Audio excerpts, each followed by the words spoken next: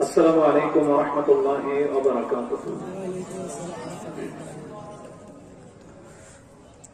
أشهد أن لا إله إلا الله وحده لا شريك له، له الحمد في الأولى والآخرة، عليه توكلت وهو رب العرش العظيم. وأشهد أن نبينا محمد عبد الله ورسوله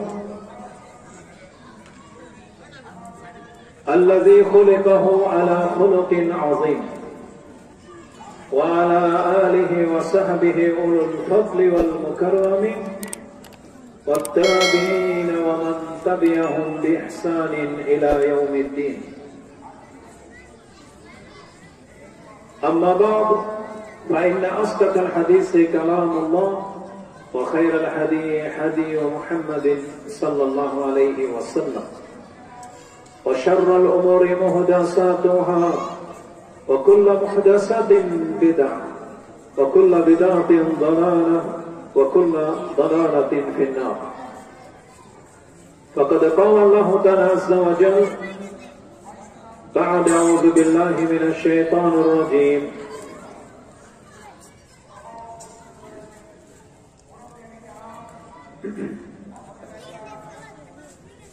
ومن يطع الرسول فقد أطاع الله، ومن تولى فما أرسلناك عليهم حفيظا.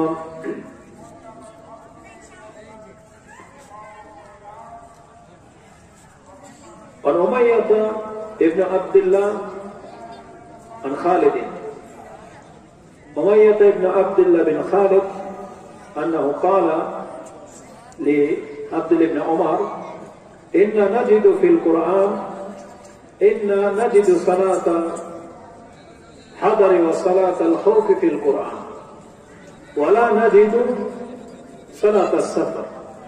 فقال له عبد الله: إن الله بعث إلينا محمدا صلى الله عليه وسلم ولا نعلم شيئا، فإنما نفعل كما رأينا محمدا صلى الله عليه وسلم يفعل.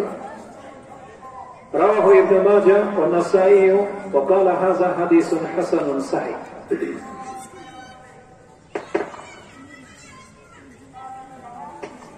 প্রশংসা মাত্র আল্লাহ সুবহানাহু ওয়া তাআলা, যিনি বিশ্ব জগতের একমাত্র মালিক। যে আল্লাহ সুবহানাহু ওয়া তাআলা সমগ্র সৃষ্টিকে একাই সৃষ্টি করেছেন এবং এই সমস্ত সৃষ্টি জগতের তিনি একাই মালিক, এবং তিনি একাই লালন পালন করে থাকেন, এবং রিজিকের মালিকও তিনি একাই ধারণ করেছেন। সার্বভৌমত্ব কেবলমাত্র তার হাতে রয়েছে। তিনি তার রাজত্বে কোনো কাউকে সামান্যতম অংশীদার বানাননি। কোরআনে কথা বলে আল্লাহ সুবহানাহু ওয়া তাআলা এইভাবে বলেছেন, এর মধ্যে উত্তম একটি আয়াত যেটা সূরা বনী ইসরাঈলের সর্বশেষ আয়াতে রয়েছে, 17 নম্বর সূরা, সূরা ইসরা, তার 111 নম্বর আয়াতে পেয়ে যাবেন। আল্লাহ বলছেন, ওয়াকুলিল হামদুলিল্লাহ, তোমরা বলো সমস্ত প্রশংসা আল্লাহ, যিনি আল্লাযী লাম ইয়াত্তাখিয ওয়ালাদা, যিনি কোনো সন্তান গ্রহণ করেননি, ওয়া লাম ইয়াকুন লাহু শারীকুন ফিল মুলক, আর এই রাজত্বে, তার রাজত্বে সামান্য একজনও অংশীদারিত্ব নেই। কোন ব্যক্তি তার রাজত্বের কেউ মালিক নন, সামান্যতম মালিক নন। ওয়া লাম ইয়াকুন লাহু ওয়ালিয়্যুম মিনাল যুলম, আর তার এমন কোন বন্ধু নেই যে আল্লাহর কাজে কর্মে আল্লাহকে উপকার করতে পারে, এমনও কোন বন্ধু এই পৃথিবীতে আল্লাহর নেই। ঠিক তেমনি আল্লাহ বলেছেন সূরা ইখলাসের মধ্যে, ওয়ালাম ইয়াকুন লাহু কুফুয়ান আহাদ, আর এমনও একজনও নেই যে তার সমকক্ষ হতে পারে। তার মানে তিনি হচ্ছেন সেই সত্তা যার সমকক্ষ কেউ নেই, যার অংশীদার সামান্যতম অংশের মালিকও কেউ নেই, আর এমনও কেউ নেই যে মালিক তো নয় তবে আল্লাহকে উপকার করতে করে থাকে, এমনও কেউ নেই। আমাদেরকে বলা হয়েছে তোমরা সেই সত্তার প্রশংসা করো। অতএব আমরা সেই সত্তার প্রশংসা করি যে আল্লাহ হচ্ছেন এক ও একক, যার সমকক্ষ কেউ নেই, যার রাজত্ব কেউ অংশীদারত্ব আল্লাহ কাউকে দেননি। আমরা বলি আলহামদুলিল্লাহ। আমি ভূমিকাতে যখন এই আয়াতটা পড়ি না, তখন আমার একটা কথা মানে কেন যেন বলতে ইচ্ছা হয়, না বললেই নয়। তা হলো এই আয়াতে আল্লাহ সুবহানাহু ওয়া তাআলা শুরু করেছেন এভাবে, ওয়াকুল আলহামদুলিল্লাহ আল্লাযী লাম ইয়াত্তাখিয ওয়ালাদা। তোমরা বলো সমস্ত প্রশংসা সে সত্তা, সে আল্লাহ যিনি কোনো সন্তান গ্রহণ করেননি। আমার এই জায়গাটাতে আসলে এতটা আশ্চর্য একটা জিনিস ফিল হয়, আমি জানি না সেটা আপনাদের হয় কিনা। আল্লাহ সুবহানাহু ওয়া তাআলা বলছেন যে আল্লাহ কোন সন্তান গ্রহণ করেননি। আচ্ছা, তাতে আমরা কেন আলহামদুলিল্লাহ বলবো? আমাদের কারো যদি সন্তান না হয় তারপর মন খারাপ থাকে না? আপনার কোন ভাই কোন বোন বিয়ে হয়েছে, 5, 10, 50 বছর হয়ে যাচ্ছে, বাচ্চা হয় না, বরং আমরা তাদেরকে একটা নিন্দা করি। কিন্তু আল্লাহ সুবহানাহু ওয়া তাআলা বলছেন আল্লাহ কোন সন্তান গ্রহণ করেননি, এর জন্য তোমরা আলহামদুলিল্লাহ বলো। কেন? আমরা তো আলহামদুলিল্লাহ বলি কখন?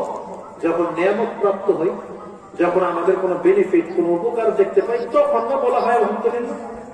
তা আল্লাহ সন্তান গ্রহণ করেননি, এর জন্য আমাদেরকে কেন বলতে বলা হয়েছে যে বলো আলহামদুলিল্লাহ? কেন? কোনদিন কি ফিল হয় এরকম ভাবছেন কখনো? এটা লাভ ক্ষতি কি? আল্লাহ সন্তান গ্রহণ না করাতে আমাদের কি লাভ হয়েছে? যেহেতু আল্লাহ আলহামদুলিল্লাহ বলতে বলেছেন, তার মানে এখানে আমাদের একটা লাভ আছে। তাহলে আল্লাহ বলতেন না যে তুমি আলহামদুলিল্লাহ বলো। যেমন এই কোরআন নাযিল হয়েছে, কোরআনের মধ্যে আল্লাহ কোন বক্রতা রাখেন নাই। তাহলে এটা যখন আমরা জানবো যে কোরআন সরল ভাষায় আল্লাহ নাযিল করেছেন, কোন বক্রতা রাখেন নাই, এটা যখন জানবো তখন বলবো আলহামদুলিল্লাহ যে আল্লাহ কোরআনকে সহজ করেছেন, কোন বক্রতা রাখেন নাই। তখন আলহামদুলিল্লাহ ঠিক আছে বলা, তাই না? যখনই আপনাকে একটা সংবাদ দেওয়া হবে যে কোরআন একেবারে সরল ভাষায় নাযিল করা হয়েছে, কোন বক্রতা নাই কোরআনে, তখন আপনি শুনে বলবেন আলহামদুলিল্লাহ যে যা কোরআনটাকে সরল ভাষায় নাযিল করা হয়েছে। আল্লাহ সেখানে আলহামদুলিল্লাহ শব্দ উল্লেখ করেছেন। যেমন সূরা কাহফ 18 নম্বর সূরার প্রথম আয়াত আল্লাহ বলেছেন আলহামদুলিল্লাহিল্লাযী আনজালা আলা আবদিহিল কিতাবা ওয়া লাম ইয়াজআল লাহু ইওয়াজা। প্রশংসা সেই সত্তা যিনি তার বান্দার উপরে কোরআন নাযিল করেছেন, এমন একটি কোরআন যে কোরআনে কোনো বক্রতা রাখেননি। তার মানে কোরআনে স্পষ্ট মেসেজ রয়েছে, কোনো বক্রতা নেই। তো এই আয়াতটা শুরু করেছেন আল্লাহ আলহামদুলিল্লাহ দিয়ে। তার মানে আমরা যখন ভালো কিছু পাই তখনই আমরা আলহামদুলিল্লাহ বলি।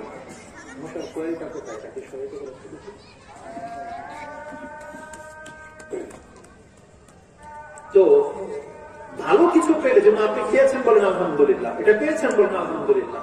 তা আল্লাহ বলছেন আলহামদুলিল্লাহ আল্লাযী লাম ইয়াত্তাখিয ওয়ালাদ। তুমি বলো আলহামদুলিল্লাহ কেন আল্লাহ সন্তান গ্রহণ করেননি। এটা আমাদের কি লাভ, এটা আমাদেরকে জানতে হবে। আমি যেভাবে বুঝি অতটা আপনার কাছে পেশ করি, আর এর হিকমত আল্লাহ বেটার জানে। আমি যেটা দেখতে পেলাম, কোন একটা কোম্পানির মালিক, কোন একটা রাষ্ট্রের মালিক যদি কেউ থাকে, আর তার ছেলে, তার যদি সন্তান থাকে, বলেন তো দেখি ওই মালিক বা রাষ্ট্রের নায়ক যে ক্ষমতা দেখায়, তার ছেলে কি তার কাছ থেকে কম দেখায় না বেশি দেখায়? বরং বেশি দেখায়। কেন? বাবা আমার প্রেসিডেন্ট, বুঝলেন? বাবা কোম্পানির মালিক, মালিকের চেয়েও তার পাওয়ার বেশি, বুঝলেন? এমন একটা ভাব তার যে মালিকের চেয়েও তার প্রেশার বেশি।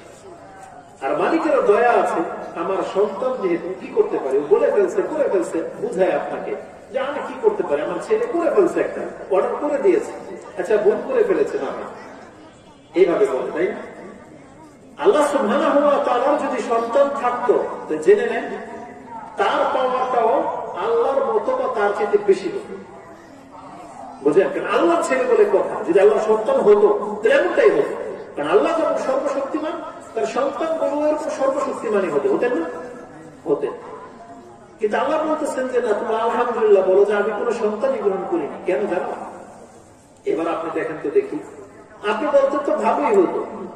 আল্লাহ তারা একাধিক সন্তান যদি হতো আমাদের কি লাভ হতো? আল্লাহ সুবহানাহু ওয়া তাআলা একদিন বৃষ্টি দিতেন, তার আরেক সন্তান আরেক দিন দিতেন, এইভাবে আল্লাহ এক সন্তান দিতেন, তার ছেলের কাছ থেকে আরেকটা সন্তান নিতাম।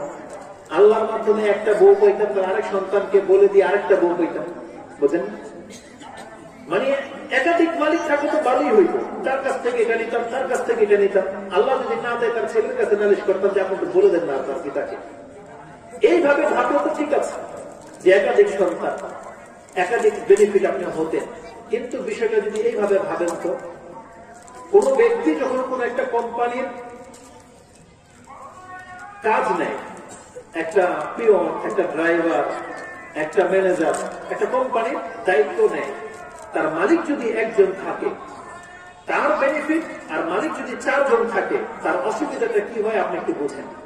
একটা ধরেন ড্রাইভার, একটা গাড়ি, একটা ড্রাইভার, মালিক যদি একজন হয় তা মালিক বলবে এই কাগজটা নিয়ে যা ব্যাংকে জমা দিয়ে আয়, ওর কিন্তু কাজ এইটাই, মালিক জানে ও কোথায় গেছে, ও ফিরে না আসা পর্যন্ত কোন কৈফিয়ত নাই।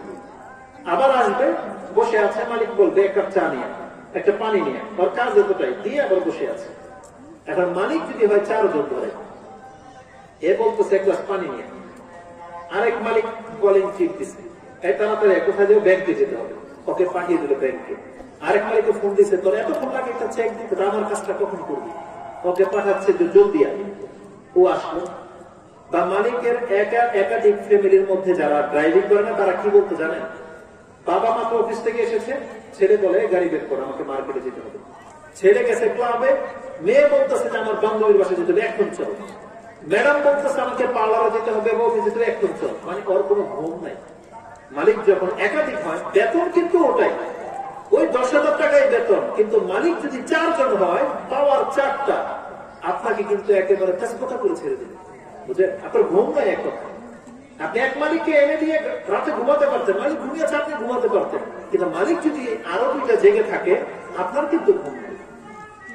আল্লাহ সুবহানাহু ওয়া তাআলা ঠিক এইভাবে, আপনি আল্লাহ হচ্ছেন আলা মিসাল, আল্লাহর ক্ষেত্রে কোনো এক্সাম্পল চলবে না, কিন্তু আল্লাহ এমনটাই বোঝাতে চেয়েছেন, যদি এই পৃথিবীতে আল্লাহ ছাড়া একাধিক মালিক হতো, লাফাসাদাতা, আল্লাহ বলছেন পুরো পৃথিবীতে বিপর্যয় তৈরি হয়ে যেত। আল্লাহ বলতেন যে এই এলাকায় বৃষ্টি হোক, তার ছেলেকে আরেকজন নালিশ করে দেবে যে আমার ধানগুলো ভিজে যাবে, আপনি একটু বলেন না আল্লাহকে যে আজকে বৃষ্টি না হোক। আল্লাহ বলবে বৃষ্টি বন্ধ করো, আল্লাহ সুবহানাহু ওয়া তাআলা বলেছেন।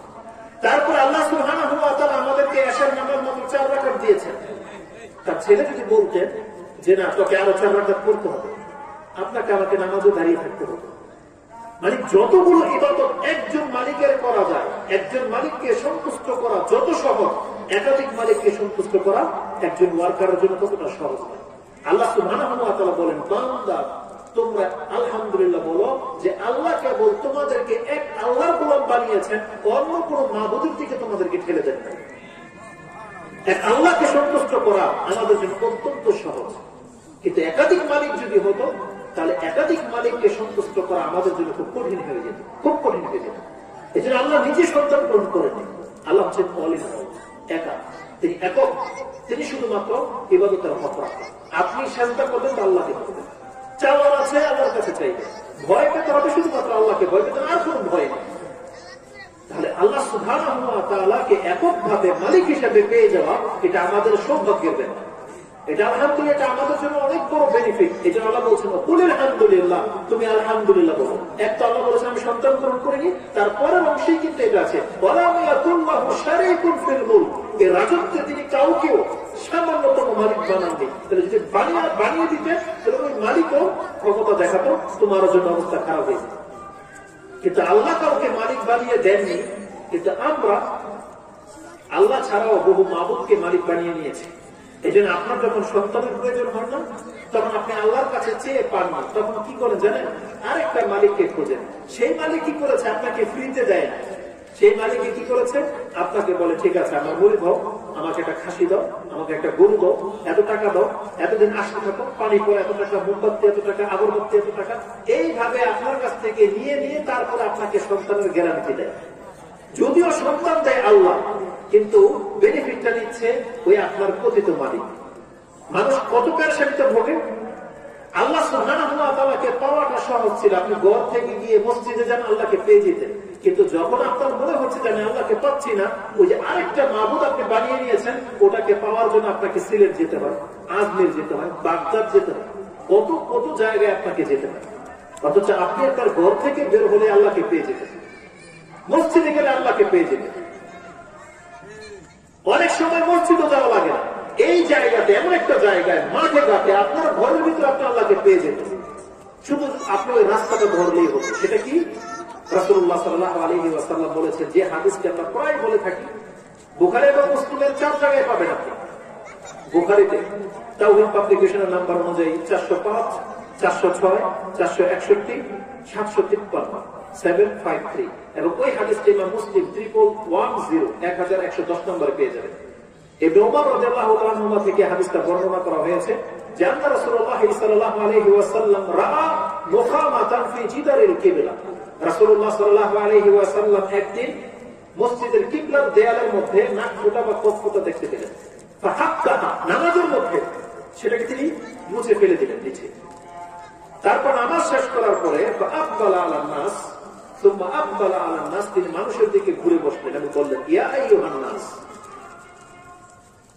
ইযা আহাদাকুম ইযা সাল্লা আহাদাকুম ফালা নুখামাতান কিবলা ওয়াজহিহি। কোন ব্যক্তি যখন নামাজে দাঁড়ায় সে যেন তার সামনের দিকে থুতু না ফেলে। ইন্নাল্লাহা কিবলা ওয়াজহিহি ইযা সাল্লা, একজন ব্যক্তি যখনই আল্লাহু আকবার বলে নামাজে দাঁড়িয়ে যায়, আল্লাহ তার চেহারার সামনে উপস্থিত হয়ে যায়। হাদিস বললাম কোথায়?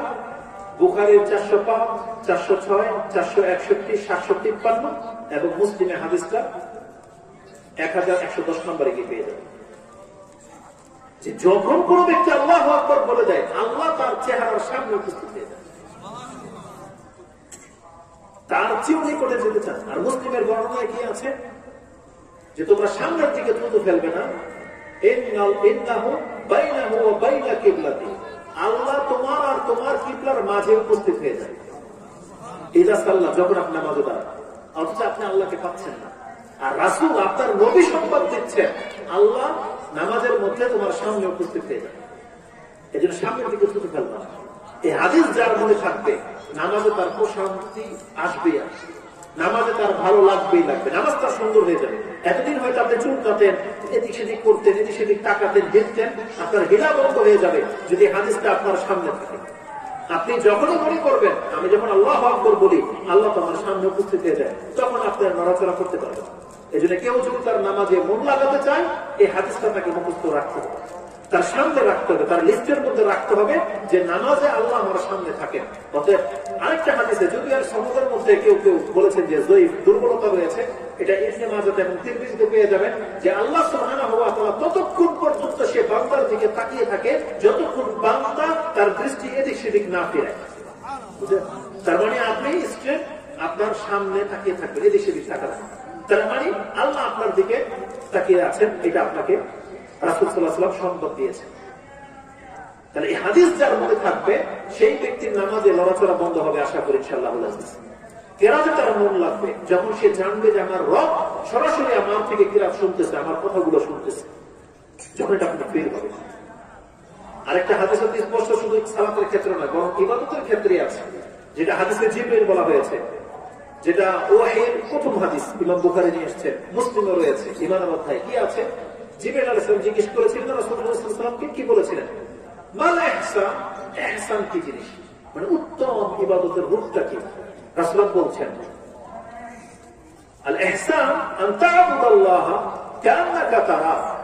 ইহসান হচ্ছে এমন একটা পর্যায়ের নাম যে তুমি আল্লাহর ইবাদত করবে এমন অবস্থায় কান্নাকা তারা, যেন তুমি তাকে দেখতে পাচ্ছ। আল্লাহ সুবহানাহু ওয়া তাআলার জমিনে তুমি এমন ভাবে চলবে, এমন ভাবে ইবাদত করবে যেমন তুমি আল্লাহকে দেখতে পাচ্ছ। এটা কখন কখন লাগবে জানেন? আমাদের অধিকাংশ মানুষগুলো এই হাদিসকে সালাতের ক্ষেত্রে ফিট করে। এখানে সালাতের কোনো কথা নাই।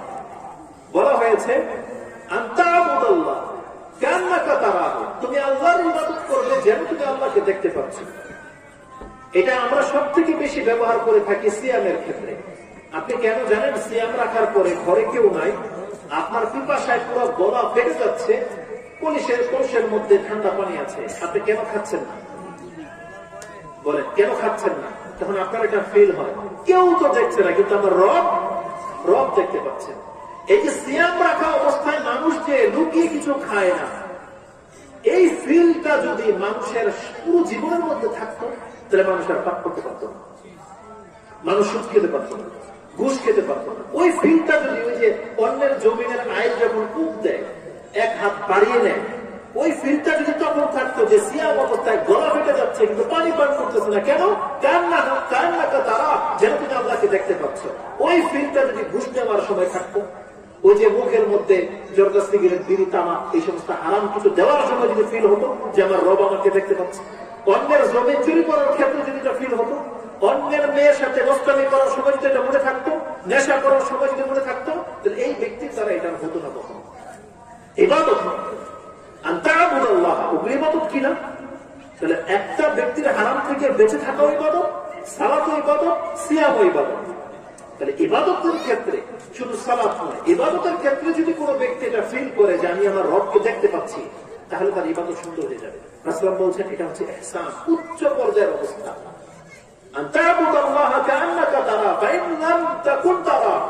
আর যদি তোমার অবস্থা এই পর্যায়ে না যায় যে তুমি আল্লাহকে দেখতে পাচ্ছ না, বা এমনা হইয়া, তাহলে জেনে নাও তিনি কিন্তু অবশ্যই তোমাকে দেখতে পাচ্ছেন। তার নামাজে যখন আপনি দাঁড়াবেন, আপনার যখন ফিল হবে যে আমার রব আমাকে দেখতে পাচ্ছে, এই সিচুয়েশনটা কোথায় হয় জানেন? ক্রিটিক্যাল জায়গাতে, ব্যাংকে হয়, হাইপার মার্কেট গুলো হয়, শেলফের মধ্যে চকলেট, জুস রাখা আছে, আপনি খেতে পারতেছেন না, কেউ নাই, কিন্তু আপনি ট্রলি নিয়ে ঘুরতেছেন, নিচ্ছেন, ট্রলিতে নিচ্ছেন, কিন্তু একটা চকলেট আমি মুখে দিতে পারতেছেন না, কেন জানেন? কারণ আপনি তাকায় দেখলেন যে সিসিটিভি ক্যামেরা আছে। এই একটা ক্যামেরা আপনাকে ফেরেশতার চরিত্রের করে দিয়েছে, একটা ক্যামেরা। ব্যাংকের মধ্যে আপনি ক্যাশিয়ারের মধ্যে, ক্যাশিয়ার টাকা গুনে দিচ্ছে, একটা টাকা তার পকেটে ভরতে পারতেছে না, কেন? এই একটা মাত্র সিসিটিভি ক্যামেরা, এই একটা ক্যামেরায় তার চরিত্রটাকে সোজা করে দিয়েছে। আর আল্লাহ সুবহানাহু ওয়া তাআলা বলতেছেন, বান্দা তুমি যা কিছু করো না কেন, এগুলো কিন্তু আমার সব সামনে হয়, আমি সেখানে উপস্থিত থাকি। জানেন আল্লাহ বলেছেন, কতগুলো আয়াত নেবেন আপনি এসব করতে।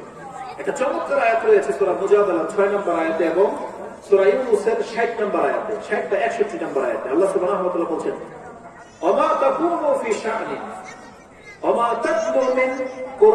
তাতলু মিনহু মিন কুরআনিন ওয়ালা তা'মালুনা মিন আমালিন ইল্লা কুননা।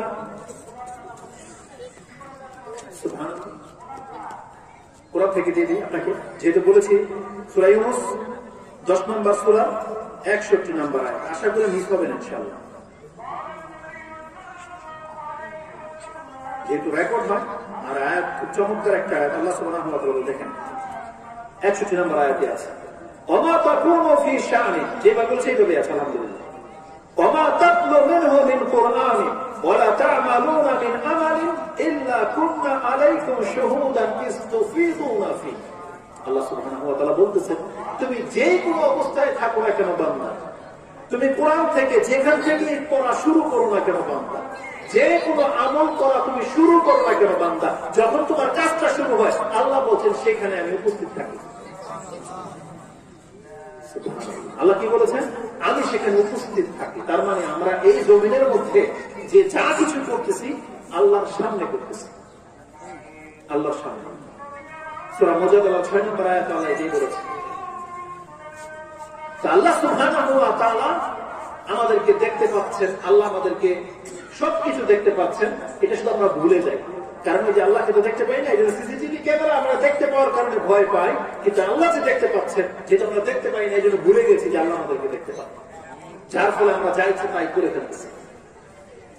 আল্লাহ সুবহানাহু ওয়া তাআলা কোত্থেকে এখানে আসলাম, আমার বিষয়টা কি ছিল বলেন?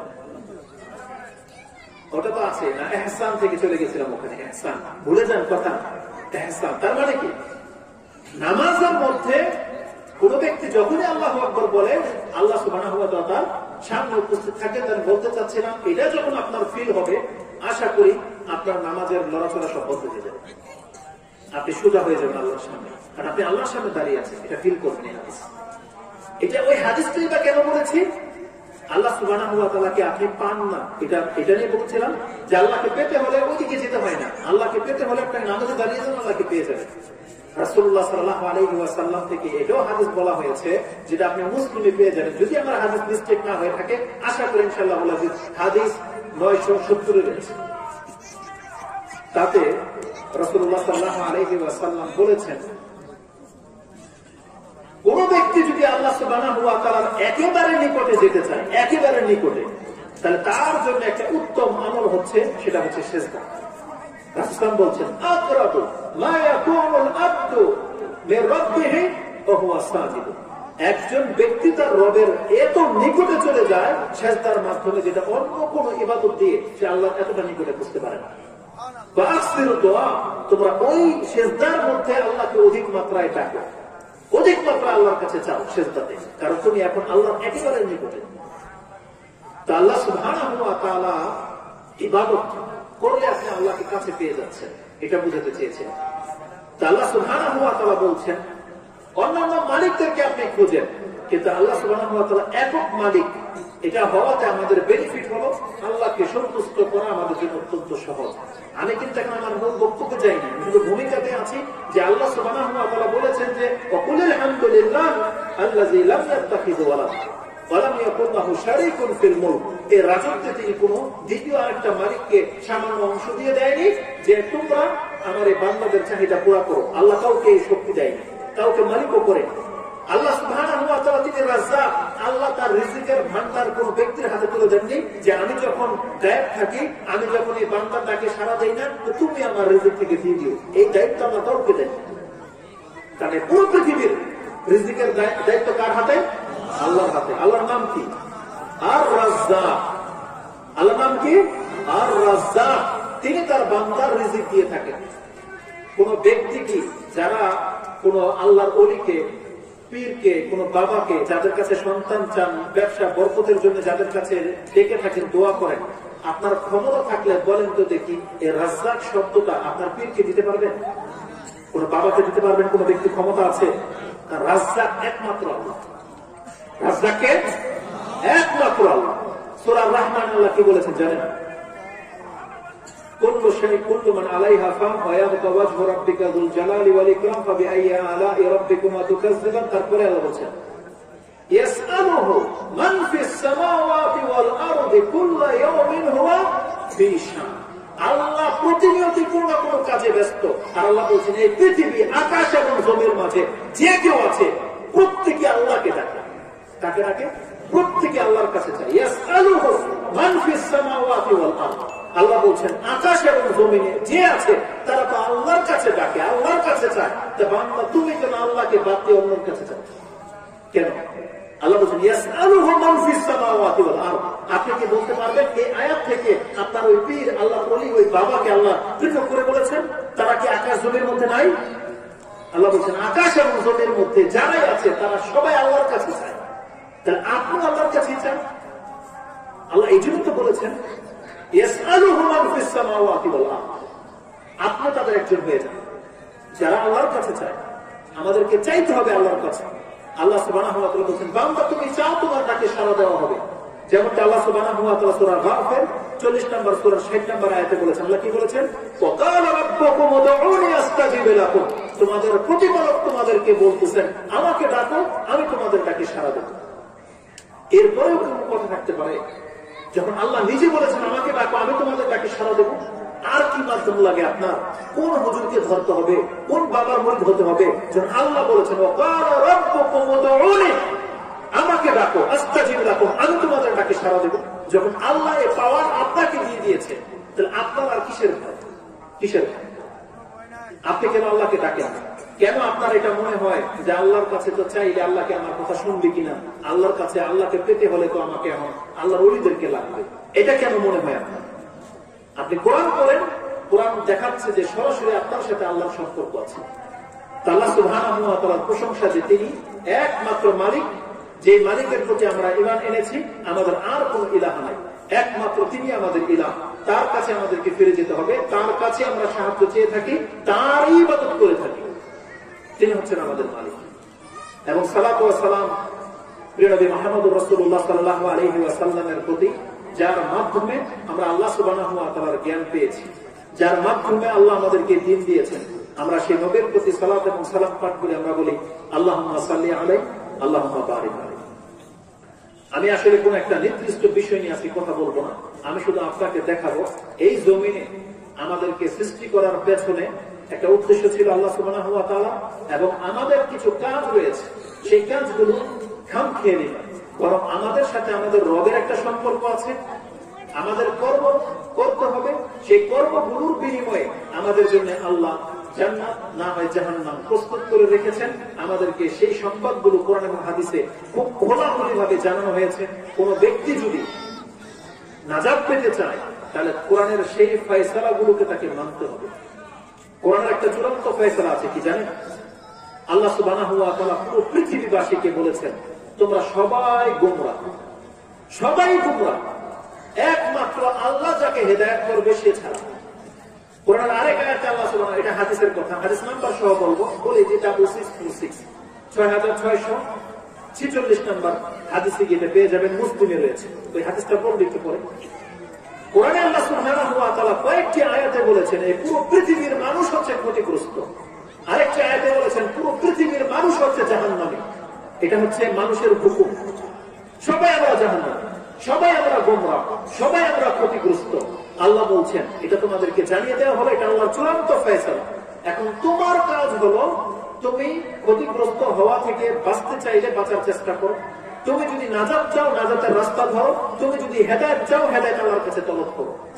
যারা হেদায়েত চায় না, যারা এই ক্ষতিগ্রস্ত থেকে লাভবান হতে চায় না, যারা জাহান্নাম থেকে মুক্তি চায় না, তারা কোনদিন মুক্তি পাবে না। আল্লাহ সুবহানাহু ওয়া তাআলা আম ফয়সালাগুলো কোরআনে কোথায় পাবেন? আপনি পড়ুন সূরা মরিয়ম 19 নম্বর সূরার 71 নম্বর আয়াতটি পড়ুন। তাতে আল্লাহ সুবহানাহু ওয়া তাআলা বলছেন, ওয়া ইন মিনকুম ইল্লা ওয়ারিদুহা কানা আলা রাব্বিকা হাতমান মাকদিয়া।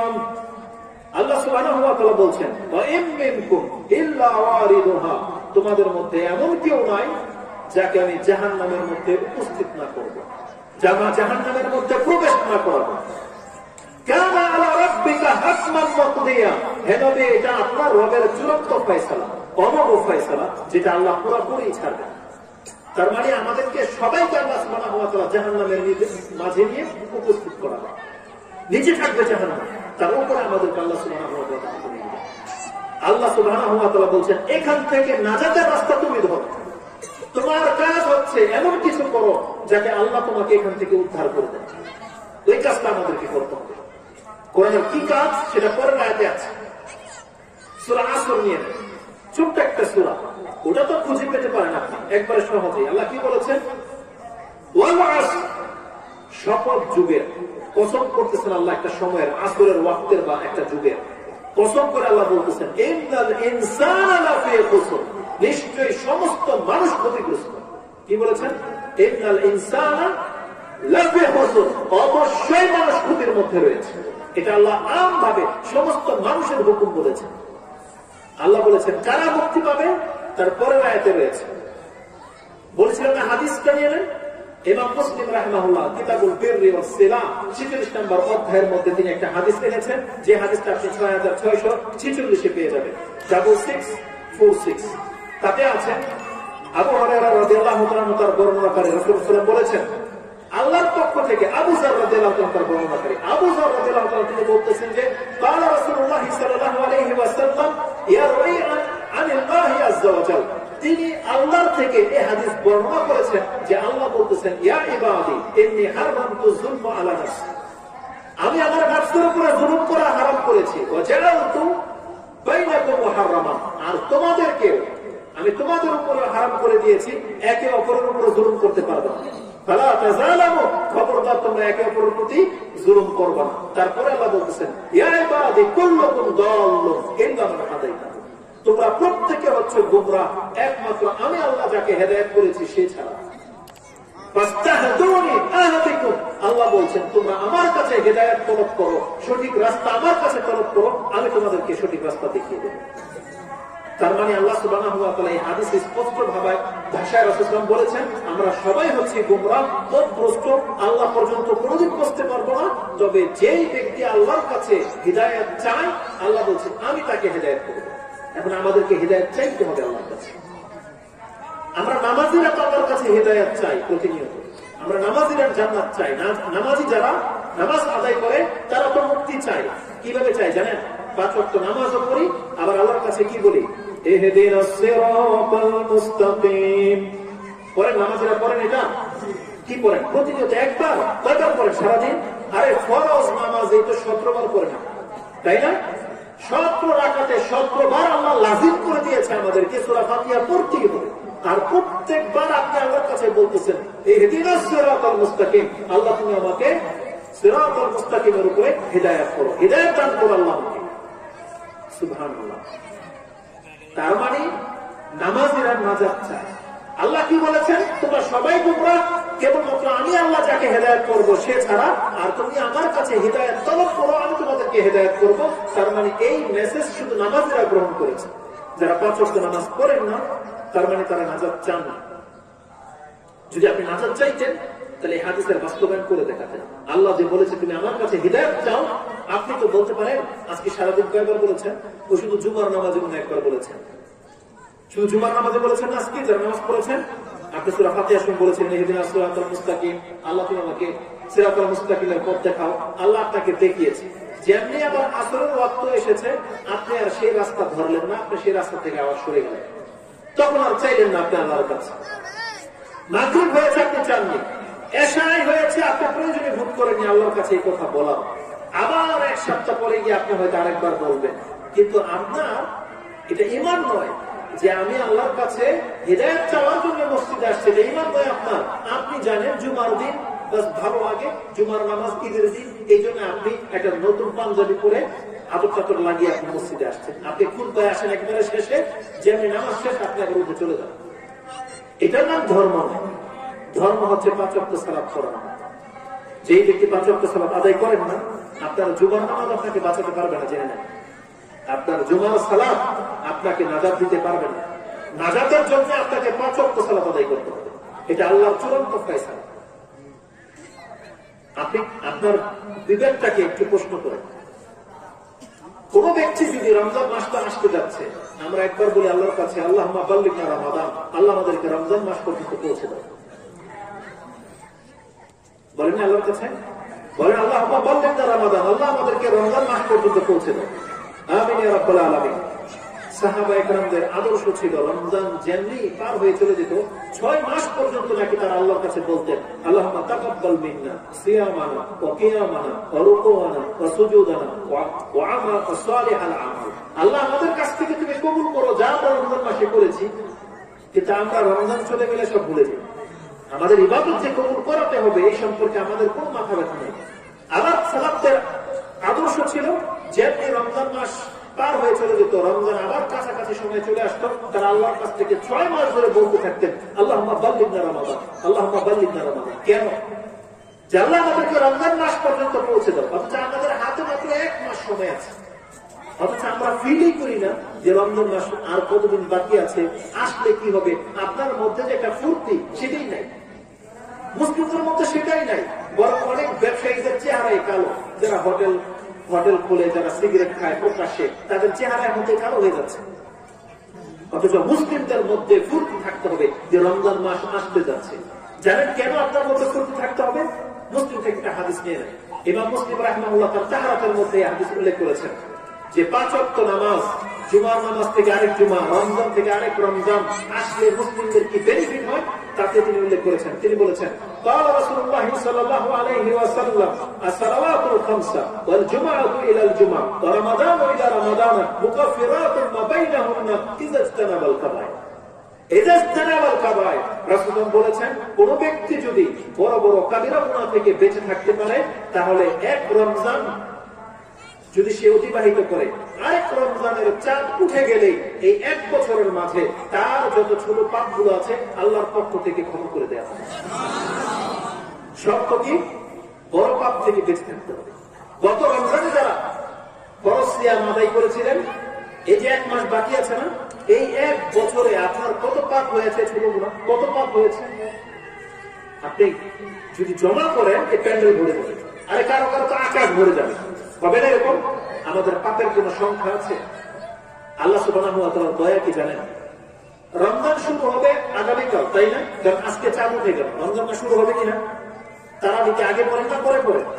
তাহলে তারাবি সালাতটা আগে পড়েন, মানে আজকে ধরেন চাঁদ উঠে গেছে, তার মানে আজকে থেকে রমজান মাস শুরু, আর সিয়াম রাখবেন কালকে, তাই না? আপনি জানেন আল্লাহ সুবহানাহু ওয়া তাআলা আমাদের উপর কতটা দয়াবান। সিয়াম এখনো রাখেন নাই, শুধু রমজান মাস এসেছে। রাসূল কি বলছেন? রমাদান ইলা রমাদান, রমজান মাস এসে গেলে আপনি পৃথিবীতে বেঁচে আছেন, আর রমজান মাস পেয়ে গেলেন, আল্লাহ সুবহানাহু ওয়া তাআলা আপনার 1 বছরের গুনাহকে মাফ করে দিবেন। শুধু 4 রাতটা পেয়ে গেলে হইল আপনার 1 বছরের গুনাহ মাফ। কিন্তু শর্ত কি? কাবিরা গুনাহ থেকে বেঁচে থাকতে হবে। কিন্তু আপনি লক্ষ্য করে দেখেন তো দেখি, গত রমজান থেকে এই রমজান পর্যন্ত আমার মনে হয় এখানে যারা আছি আমরা একটাও কাবিরা গুনাহ করি না। ইনশাআল্লাহ করি না নাকি? ইনশাআল্লাহ না? আচ্ছা, তাহলে আমাকে বলেন তো দেখি, কাবিরা গুনাহ কি আর সাগিরা গুনাহ কি?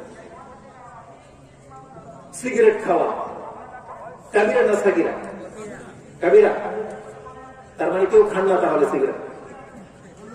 আমাদের কাছে জর্দা খাওয়া কাবিরা। তারপরে ধরে নেন মিথ্যা বলা, এটা মনে হয় সাগিরা, এটাও কাবিরা। ওই যে আপনার ব্যবসাতে ভালো ফলের জায়গায় পচা ফল দিয়ে দেন, এটা মনে হয় সাগিরা, এটাও কাবিরা। মহিলাদের সাথে ডেটিং করতে যাওয়া, ওটা মনে হয় সাগিরা, ওটাও কাবিরা। আচ্ছা, তাহলে আপনারা বলেন তো দেখি, কোন ছোট গুনাহ আপনারা করেন যে বড় করেন না? বলেন দেখি। আজকে মুসলিম সমাজের চিত্র বলেন যে মুসলিম সমাজে ছোট ছোট পাপ হয়, বড় কোনো পাপ হয় না। সুবহানাল্লাহ, আমি যখন ভাবি আমার নজরে আমি ছোট পাপ দেখতেই পাই না, বরং আমরা মুসলিমরা যে পাপগুলো করি সবটাই হচ্ছে কাবিরা। আমাদের মধ্যে মিথ্যা কথা আছে, আমরা গীবত করি, আমরা সুদ খাই, আমরা ঘুষ খাই, আমরা চুরি করি, আমরা সন্তান হত্যা করি, আমরা জেনা করি, আমরা খুন পর্যন্ত করি, আমরা মাপে কম দেই, আমরা বেজাল করি। কি না করি আমরা বলেন তো দেখি, কি না করি? আপনি কি ভেবেছেন রমজান মাসের চাঁদ উঠে গেলে এরা মাপ পেয়ে যাবে? এরা মাপ পেয়ে যাবে। কাবিরা গুনাহ থেকে বেঁচে থাকতে হবে। আল্লাহ সুবহানাহু ওয়া তাআলা কোরআনে চমৎকার ভাবে বলেছেন, ইনতাজতানিবু কাবাইরা মা তুনহাউনা আন নুকাফির আনকুম সাইয়্যাতিকুম ওয়া নুদখিলকুম মুদখালান কারীমা। সূরা নিসার মধ্যে আল্লাহ সুবহানাহু ওয়া তাআলা 133 নম্বর আয়াতে আল্লাহ বলেছেন, ইনতাজতানিবু কাবাইরা মা তুনহাউনা আন, তোমাদেরকে যে সমস্ত বড় বড় পাপ থেকে বেঁচে থাকতে বলা হয়েছিল, তোমরা যদি সেই বড় পাপ থেকে বেঁচে থাকতে পারো, আল্লাহ তোমাদের সমস্ত সাগিরাকে ক্ষমা করে দিয়ে তোমাদেরকে উত্তম একটা জীবন ব্যবস্থা দেবেন। শর্ত হচ্ছে আমাদেরকে পাপ থেকে বেঁচে থাকতে হবে। আমাকে বলা হয়েছে যে জর্দা খাওয়া কাবিরা গুনাহ, দলিল সহ বলুন। জর্দা আমাদের কাছে হচ্ছে নেশা, আর নেশা সম্পর্কে স্পষ্ট হাদিস আছে। বুখারী মুসলিমের, আবু দাউদের মধ্যে স্পষ্ট ভাষায় আছে, যেই জিনিসের নেশা হয় সেটাই হারাম। এটা কে না জানে? কে না জানে বলেন এটা। আর আপনি প্রমাণ করে দিবেন যে জর্দা খেলে নেশা হয় না, তাহলে আমার কাছে কোনো দলিল নেই। আর আমি যদি প্রমাণ করে দিতে পারি যে জর্দার মধ্যে নেশা আছে, তাহলে আপনাকে এটা মানতে হবে, এটা কাবিরা গুনাহ। এখন জর্দাতে নেশা আছে না এটা আপনারা বলেন, আমি কিছু জানি বলেন, তাহলে আমাদের কাছে এটাই দলিল। তো বিতর্ক করার কোনো অপশন নাই। আপনি অভ্যস্ত হয়ে গেছেন বিদায়, আপনি এখন প্রমাণ করবেন সিগারেট খাওয়া কাবিরা গুনাহ, আপনি এই প্রশ্নটা কেন করলেন না বলেন? তাহলে সিগারেট খাওয়ার দলিল দেন আপনি, যে সিগারেট খাওয়াটা বড় গুনাহ, এটার দলিল কেন চাইলেন না বলেন? একই জিনিস নয়? একই জিনিস। তো একটা দুইটা আপনার মতবাদের খেলাফ গেলেই সেটা আপনি অ্যাকসেপ্ট করবেন না, সেটা নিয়ে বিতর্ক করবেন, এটা আমাদের ধর্ম নয়। আমাদের মানহাজ যেটা, আমরা যেটা পাচ্ছি সঠিক মনে করি আমরা এটা বলবোই। আপনি মানেন না মানেন সেটা আপনার ব্যাপার। আমরা লাঠি ধরবো না, আর আপনাকে লাঠি ধরার সুযোগ আমরা দেবো না। আপনি মানেন না মানেন আপনার ব্যাপার। আপনারা যখন মাইক ফাটাই ফেলতেছেন, আমরা তো গিয়ে বলি না, বলছি আমরা গ্রহণ করার শক্তি করি, আর যেটা গ্রহণ করার পর করা হয় না করি না। তো প্রত্যেকটা ব্যক্তিদের একটা নির্দিষ্ট একটা ওয়ে আছে, মানহাজ আছে, দিক নির্দেশনা আছে। আমাদের কাছে যে দলিলগুলো আছে আমরা সেটাকে আপনার কাছে তুলে ধরতেছি। আপনার যদি সেটা গ্রহণ করার মতো মন মানসিকতা থাকে, আপনি গ্রহণ করতে পারেন। আর নাহলে এই জমিনটা কিন্তু বিচারের নয়। এই জমিনটা কি বিচারের? এটা বিচার না। বিচার কোথায় হবে? বিচারের মাঠ হবে। আল্লাহ আমাদেরকে বলবে, তোমাদের কাছে যে জ্ঞান ছিল সেটাকে বলেছিলে কিনা? আমরা বলবো বলেছিলাম। তারাও বলবে যে আল্লাহ আমাদের কাছে যে জ্ঞান আছে আমরা বলেছিলাম বাস হিসাব বরাবর। আল্লাহ তখন আপনাদেরকে বলবো যে তোমরা কি জানতে কি মানতে, এখন ডিসাইড হবে সেখানে। আমরা যদি ভুল বলে থাকি আমরা সেখানে ফেসে যাবো, কিন্তু ওই ভাইয়ারা যদি ভুল বলে থাকে তারা কিন্তু মাপ পাবে না, নাকি পাবে? তাহলে যারা একটা তো অবশ্যই সঠিক হবে, একটা সঠিক হবে না। তাহলে আমরা আমাদেরটা বলতেছি, তারা তাদেরটা বলতেছে, ফায়সালা হবে বিচারের মাধ্যমে। দুনিয়াটা হক বিচার করার মতন কেউ না, কেউ না। যেহেতু রাসূল নাই, এখন রাসূল যদি থাকতো তাহলে আমরা সরাসরি রাসূলুল্লাহ সাল্লাল্লাহু আলাইহি ওয়াসাল্লামের কাছে চলে যেতাম যে ইয়া রাসূলুল্লাহ আপনি ফয়সালা করে দেন। তাকে হাকিম বানানো হয়েছে, পৃথিবীতে আর কাউকে হাকিম বানানো হয়নি। হাকিম একমাত্র মুহাম্মদুর রাসূলুল্লাহ সাল্লাল্লাহু আলাইহি ওয়াসাল্লাম। আর কোরআনে কি বলা হয়েছে জানেন? ফালা ওয়া রাব্বিকা লা ইউকিনুনা হাত্তা ইউহাক্কিমুকা ফীমা শাজারা বাইনাহুম সুম্মা লা ইয়াজিদু ফী আনফুসিহিম হারাজান মিম্মা কাদাইতা ওয়া ইউসাল্লিমু তাসলিমা। আল্লাহ সুবহানাহু ওয়া তাআলা সূরা নিসা 4 নম্বর সূরার 65 নম্বর আয়াতে এই কথা বলেছেন, আপনার ফয়সালাকে যদি তারা মেনে নিতে না পারে তারা কোনোদিন মুমিন হতে পারবে না। তার মানে ফয়সালাকারী হচ্ছে রাসূলুল্লাহ সাল্লাল্লাহু আলাইহি ওয়াসাল্লাম। অতএব রাসূল সাল্লাল্লাহু আলাইহি ওয়াসাল্লাম থেকে হাদিস যেটা আমরা পাই আমরা এর আলোকে কথা বলতে পারি, এর বাইরে আমাদের কোনো জ্ঞান নেই। জি, এরপরে আপনাদের যাদের কোনো দলিল থাকে তারা যেটা দেবে আপনাদের মন যদি অ্যাকসেপ্ট করে কোনো জায়গায় আমাদের কোনো বাধা দেওয়ার কোনো অধিকার নেই। আল্লাহ সুবহানাহু ওয়া তাআলা বুঝার এবং সে অনুযায়ী আমল করার তৌফিক দান করুন। তো কথা হচ্ছে যে আমি আমার ওয়েতে কথা বলতেছি যেটা আমি জানি, কারণ ফতোয়া দেওয়ার জন্য আমি এখানে আসি না, আর ওই ক্ষমতা আমার নাই, ওটা বড়দের কাছ থেকে নেবে। তো আমি যেটা জানি, বুঝি বা গ্রহণ করেছি ওটাই আমি আপনাকে দিতে পারবো। দেখুন মূল টপিকসের দিকে ফিরে আসি। আল্লাহ সুবহানাহু ওয়া তাআলা আমাদেরকে এই জমিনের মধ্যে খেলতামশা করার জন্য পাঠান নাই। আল্লাহ সুবহানাহু ওয়া তাআলা আমাদেরকে তার ইবাদত করার জন্য পাঠিয়েছে।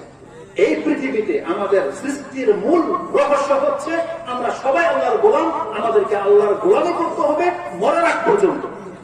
শুধু কোন একটা দিন, কোন একটা মুহূর্ত, কোন একটা মাস নয়, আমাদেরকে আল্লাহর গোলামি করতে হবে মরার আগ মুহূর্ত পর্যন্ত। এই দলিলগুলো আপনি নিয়ে নেন কোরআন থেকে। প্রথমত আল্লাহ সুবহানাহু ওয়া তাআলা আমাদেরকে যে তার গোলামি করার জন্য সৃষ্টি করেছেন এই মর্মে স্পষ্ট আয়াত রয়েছে কোরআনে, যে আয়াতটি আপনি সূরা আয-যারিয়াত 51 নম্বর সূরা 56 নম্বর আয়াতে পেয়ে যাবেন। এই আয়াত বহুবার আপনাদেরকে শোনানো হয়েছে। আল্লাহ সুবহানাহু ওয়া তাআলা বলেছেন, ওমা খালাকতুল জিন্না ওয়াল ইনসা ইল্লা লিয়াবুদুন, আমি জিন এবং ইনসানকে সৃষ্টি করি অন্য কোনো উদ্দেশ্যে, কেবল একটা মাত্র উদ্দেশ্যে সৃষ্টি করেছি যে তারা কেবল আমার ইবাদত করবে। এটা আল্লাহর চূড়ান্ত ফয়সালা। আল্লাহ বলেন এছাড়া অন্য কোনো কাজের জন্য তোমাকে সৃষ্টি করা হয়নি। এই কথাটাকে আল্লাহ সুবহানাহু ওয়া তাআলা আরো ভিন্ন ভাবে কোরআনের 2টা জায়গায় বলেছেন। সেটা আপনি সূরা কাহফ 17 নম্বর সূরা 18 নম্বর সূরা 6 নম্বর আয়াতে পেয়ে যাবেন এবং সূরা মুলকের 2 নম্বর আয়াতে পেয়ে যাবেন। আল্লাহ কি বলছেন? আল্লাযী খালাকাল মাউতা ওয়াল হায়াতা লিয়াবলুয়াকুম আইয়ুকুম আহসানু আমালা। আল্লাহ বলছেন জীবন এবং মৃত্যুর মাঝে তোমাকে যে সময়টা দেওয়া হয়েছে বান্দা, এটা পরীক্ষা করার জন্য দেওয়া হয়েছে যে এই সময়ের মাঝে কে উত্তম কাজ করে, কে ভালো কাজ করে, এটা আল্লাহ পরীক্ষা করে নেবেন এই জমিনে। তাহলে এর জন্য আমাদেরকে সৃষ্টি করা হয়েছে। আর আল্লাহ সুবহানাহু ওয়া তাআলা যে বলেছেন মরার আগ পর্যন্ত ইবাদত করতে হবে, এটাও কোরআনের স্পষ্ট আয়াতে রয়েছে, যেটা আপনি সূরা হিজর 15 নম্বর সূরার সর্বশেষ আয়াত 99 নম্বর আয়াতে পেয়ে যাবেন। আল্লাহ সুবহানাহু ওয়া তাআলা রাসূলুল্লাহ সাল্লাল্লাহু আলাইহি ওয়াসাল্লামকে বলছেন, ওয়াবুদু রাব্বাকা হাত্তা ইয়াতিয়াকাল ইয়াকিন, হে নবী আপনি আপনার রবের বন্দেগী করতে থাকেন ততক্ষণ পর্যন্ত যতক্ষণ পর্যন্ত আপনার মৃত্যু না হচ্ছে। আপনার প্রাণ যতক্ষণ পর্যন্ত আপনার দেহে আছে ততক্ষণ পর্যন্ত আপনি আল্লাহর ইবাদত করতেই থাকেন। এটা চূড়ান্ত ফয়সালা। কিন্তু আজকে আমরা ওই শুধুমাত্র জুমার সালাত আদায় করেছি, তারপরে আল্লাহর বন্দেগী থেকে নিজেকে মুখ ফিরিয়ে নিয়েছি। আমরা বলি যে আমরা মুহাম্মদ সাল্লাল্লাহু আলাইহি ওয়াসাল্লামের উম্মত, মুহাম্মদ সাল্লাল্লাহু আলাইহি ওয়াসাল্লাম কিয়ামতের মাঠে আমাদের উম্মত হিসেবে স্বীকার করবেন এবং সুপারিশ করবেন, অথচ আপনি মুহাম্মদ সাল্লাল্লাহু আলাইহি ওয়াসাল্লামের আদর্শকে ছেড়ে দিয়েছেন। রাসূলুল্লাহ সাল্লাল্লাহু আলাইহি ওয়াসাল্লাম সেই আয়াতটাকে বাস্তবায়ন করার জন্য তার জীবনের সর্বশেষ দিন পর্যন্ত সালাত আদায় করেছেন। এই ইতিহাস আপনারা জানেন। রাসূলুল্লাহ বারবার বেহুশ হয়ে যাচ্ছেন, যখনই জ্ঞান ফিরতেছেন। আবু দাউদের হাদিসে রয়েছে তিনি বলতেন, আসসালাত আসসালাত ইত্তাকুল্লাহ ফিমা মালাকাত আইমানুকুম, সালাত সালাত, নামাজ নামাজ বলে বলতেন তিনি। আর বলতেন দেখো দাস-দাসের ক্ষেত্রে আল্লাহকে ভয় করবে, জুলুম করবে না তাদের প্রতি। যখনই জ্ঞান ফিরতেন সর্বশেষ চিত্র যেটা আয়েশা রাদিয়াল্লাহু তাআলা আনহা কোট করেছেন, সর্বশেষ চিত্র যে রাসূলের দৃশ্যটা কেমন ছিল, জীবনের শেষ সালাতের চিত্র। তিনি বারবার বেহুশ হয়ে যাচ্ছেন। আবু বকর রাদিয়াল্লাহু তাআলাকে বলা হয়েছে যে আপনি মুরু আবু বকরিন ইউসাল্লি বিন নাস, আবু বকরকে বলা হোক যে আপনি মানুষকে নিয়ে সালাত আদায় করেন। এটা ইমাম মুসলিম এবং ইমাম বুখারী তারা উভয় কিতাবে উল্লেখ করেছেন। আবু বকর রাদিয়াল্লাহু তাআলা যখন নামাজে দাঁড়িয়েছেন, ওয়াজাদা রাসূলুল্লাহ সাল্লাল্লাহু আলাইহি ওয়াসাল্লাম ফি নাফসিহি খিফাতা, রাসূল তার নফসের মধ্যে একটা হালকা অনুভব হলো, তার কেন যেন মনে হলো যে আমি হয়তো বিছানা থেকে উঠতে পারবো। আয়েশা রাদিয়াল্লাহু তাআলা তিনি বলতেছেন, ফাকামা ইয়াহাদা বাইনা রাজুলাইন, রাসূল সাল্লাল্লাহু দাঁড়ালেন দুই ব্যক্তির কাঁধের উপর ভর করে, তাকে নিয়ে যাওয়া হচ্ছে মসজিদে। সেই দৃশ্যটা আয়েশা রাদিয়াল্লাহু তাআলা তিনি বলতেছেন, কান্নে আনজুরা রিজলাইয়া, আমি তার দুই পাকে দেখতেছি, ইয়াকুতানে ফিল আরদ, রাসূল দুই পা জমিনের মধ্যে দাঁত কেটে গেলেন তার ঘর থেকে মিম্বর পর্যন্ত। পায়ে হেঁটে যেতে পারেননি রাসূল সাল্লাল্লাহু আলাইহি ওয়াসাল্লাম, দুইজন তাকে টেনে নিয়ে গিয়েছিলেন। তাকে নিয়ে আবু বকর রাদিয়াল্লাহু তাআলা বাম পাশে ইমামের জায়গায় বসিয়ে দিয়েছেন। এটা ছিল রাসূলের জীবনের সর্বশেষ সালাত, জীবনের সর্বশেষ সালাত। সেই রাসূল সালাত বিহীন ইন্তেকাল করেননি। সালাত যদি নাজাতের মাপকাঠি না হতো তাহলে রাসূল সাল্লাল্লাহু আলাইহি ওয়াসাল্লাম এই অবস্থায় হয়তো সালাত করতেন।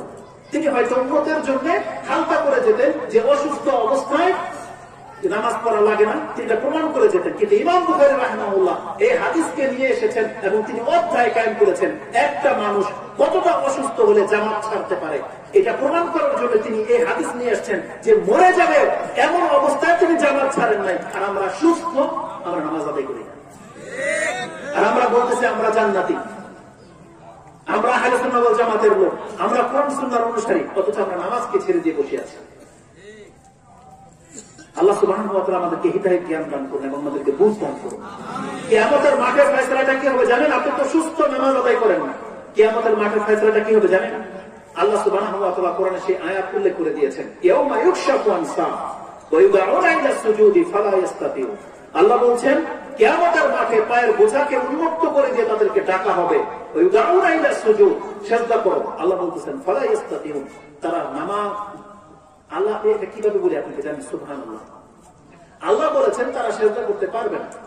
কারা সিজদা করতে পারবে না এখানে তাদের কথা উল্লেখ নেই। আল্লাহ বলছেন ফালা ইস্তাতিউ, তারা সিজদা করতে পারবে না।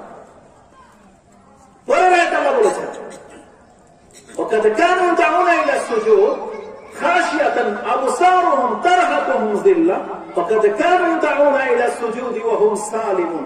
আল্লাহ সুবহানাহু ওয়া তাআলা বলছেন এদেরকে সেই দিন লাঞ্ছনা এবং নিন্দুক অবস্থায় দেখতে পাবে, তারা মাথা নত হয়ে যাবে আল্লাহর সামনে যখন সিজদা করতে পারবে না। আল্লাহ বলছেন কেন?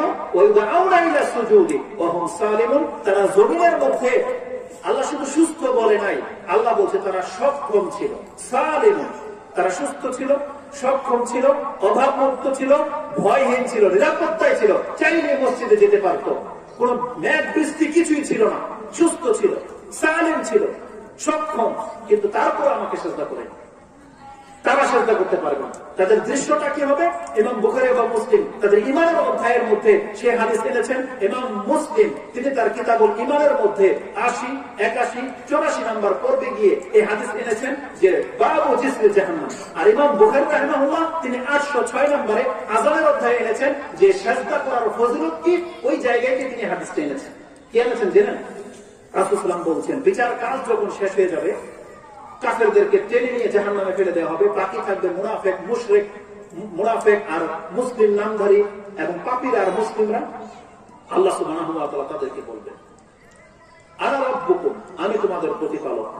তখন মুনাফিকরা মনে করবে যে এটাই নাজাত পাওয়ার সুযোগ, তারা আল্লাহ সুবহানাহু ওয়া তাআলার ডাকে সাড়া দেবে, তারা চলে যাবে। কিন্তু এটা আল্লাহ ছিল না, অন্য ভিন্ন একটা চেহারা নিয়ে আল্লাহ সুবহানাহু ওয়া তাআলা এসে বলবে।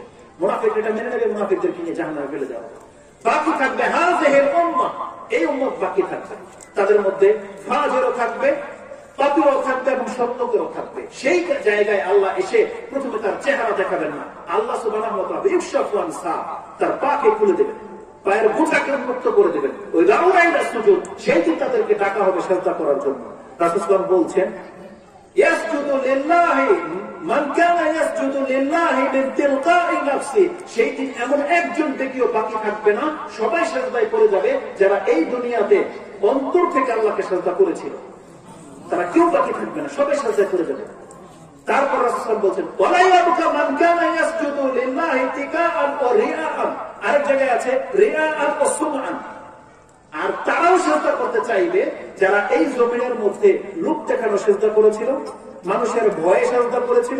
তার মানে কোন না কোনো কারণে আল্লাহকে সেজদা করেনি। কোন না কোনো ভোট এসেছে, ইলেকশন এসেছে, টুপি নিয়ে মসজিদে হাজির, ভোট চালানো। শ্বশুর বাড়িতে গেছে, বিয়ে করবে, নতুন জামাই নামাজ না পড়লে কি হয়? 2 রাকাত নামাজে দাঁড়িয়ে গেছে। মালিকের সামনে, মালিক হচ্ছে ওয়ার্কার, ওয়ার্কার মালিকের সামনে নামাজের ভ্যাস ধরেছে। মালিক বলে দিয়েছে আমার ফ্যাক্টরিতে কাজ করতে হলে নামাজ পড়তে হবে, সেই জন্য ফ্যাক্টরি থাকলে নামাজ পড়ে, বাসায় আসলে নামাজ পড়ে না। হয়তো স্বামী বলেছে যে আমার বাসায় থাকতে হলে নামাজ পড়তে হবে, স্বামী থাকলে নামাজ পড়ে, স্বামী গেলে নামাজ পড়ে না। এই রকমের চিত্র কি বাংলার জমিনে নাই? বহু আছে। এই ধরনের ব্যক্তিরা চাইবে কাল কিয়ামতের মাঠে আল্লাহকে সেজদা করতে। রাসূল কি বলেছেন? ওয়ালা ইয়াবকা মান কানা ইয়াসজুদু তিকাআন ওয়া রিয়াআন, যারা মানুষকে সেজদা, মানুষকে লোক দেখানোর জন্য, মানুষ তাকে কিছু পাওয়ার জন্য সেজদা করেছে, তাদের আলোচনা চলতেছে। আল্লাহ কি করবেন? জাআলাল্লাহু যাহরাহু তাবাকাতান ওয়াহিদা, একটা কাঠের মতো শক্ত তাদের পিঠকে করে দিবেন। কুল্লামা আরাদা আইয়াসজুদু খাররা আলা কাফা। রাসূল বলছেন যখনই সে সেজদা করতে চাইবে উপর হয়ে পড়ে যাবে, আল্লাহর সামনে সেই জিনিস স্পষ্ট হয়ে যাবে। সেজদাকারীরা হচ্ছে আল্লাহর বান্দা, আর এগুলো সব হচ্ছে মুনাফিক, কাফের, বা যেটা আল্লাহ গণ্য করে করবে, উপর হয়ে পড়ে থাকবে। ওই দিন ফয়সালা হয়ে যাবে এই জমিনের মধ্যে কে আল্লাহকে সেজদা করেছিল, কে করেনি। তা আপনি নাজাতের জন্য কত সালাত আদায় করেন, এটা মারাত্মক ব্যাপার। 5 ওয়াক্ত নামাজকে আল্লাহ ঈমান করেছেন। আল্লাহ সুবহানাহু ওয়া তাআলা বলেছেন ওয়াবুদু রাব্বাকা হাত্তা ইয়াতিয়াকাল ইয়াকিন, তোমার মৃত্যু আসা পর্যন্ত তুমি তোমার রবের ইবাদত করো। আপনার শুধু জুমার নামাজ আপনাকে নাজাত দিতে পারবে না, আপনার মরণ আগ পর্যন্ত সালাত আদায় করতে হবে, যেমনটা মুহাম্মদুর রাসূলুল্লাহ সাল্লাল্লাহু আলাইহি ওয়াসাল্লাম করেছেন। তারপর পরে যাদের মর্যাদা, তিনি হচ্ছেন আবু বকর সিদ্দিক রাদিয়াল্লাহু তাআলা। তারপরে মর্যাদা ওমর রাদিয়াল্লাহু তাআলা। তিনি জানেন ওমর রাদিয়াল্লাহু তাআলার মর্যাদাটা কি? ইসলামের দ্বিতীয় নায়ক না তিনি? সারা জীবন ইসলামের খেদমত করেছেন, করেননি? যেই দিন মরে যাবেন, যেই দিন তাকে চাকু দিয়ে আঘাত করা হয়েছিল, তার রক্ত সব বেরিয়ে গেছে দেহ থেকে, আর ওই দিন তো আল্লাহ চাইলে তার নামাজটাকে মাফ করে দিতে পারতেন, পারতেন না? যেই লোকটা দেখুন মরে যাবে, থাক আজকের জন্য নামাজ না, আল্লাহ চাইলে পারতেন কিনা? কিন্তু বলেছিলেন, করেননি। ওমর রাদিয়াল্লাহু তাআলা রাতে জেগে আছেন, আই কাজা ওমর লিসাল্লিস সুবহ, তিনি সকালবেলা সালাত আদায় করবেন বিদায় রাতে ঘুমাননি, জেগে আছে। যেদিন তিনি মারা যাবেন সেই দিনের দৃশ্য। তাবেঈ বলছেন, আমি ওমর রাদিয়াল্লাহু তাআলাকে সজাগ করে জিজ্ঞেস করলাম, আপনি সালাত আদায় করবেন বিদায় জেগে আছেন? বলছেন না। কেন? বলতেছে লা হাজ্জা ফিল ইসলাম লিমান তারাকা সালাহ, কেননা যেই ব্যক্তি নামাজ ছেড়ে দেয় ইসলামে তার কোনো অংশ থাকে না। কি ভেবেছেন ইসলামটাকে কি তামসা পেয়েছেন আপনি? ওমর রাদিয়াল্লাহু তাআলার মতন ব্যক্তি মরে যাবে, মুমূর্ষু ব্যক্তির রক্ত ঝরে যাচ্ছে। এবং মালিক এই হাদিসটাকে কি প্রমাণ করার জন্য এনেছেন জানেন? মুয়াত্তা মালিকের 11 নম্বরে পেয়ে যাবেন। তিনি বাদ কায়েম করেছেন, একজন ব্যক্তি নামাজ পড়তে তার রক্ত ঝরতেছে কিন্তু নামাজ তার কন্টিনিউ চলছে, মানে রক্ত বেড়ে গেলে তার ওযু ভাঙে না। এটা প্রমাণ করার জন্য ওমর রাদিয়াল্লাহু তাআলা এই হাদিসকে তিনি এনেছেন। ও সাল্লা ওমর ওয়া ইয়াসবাহু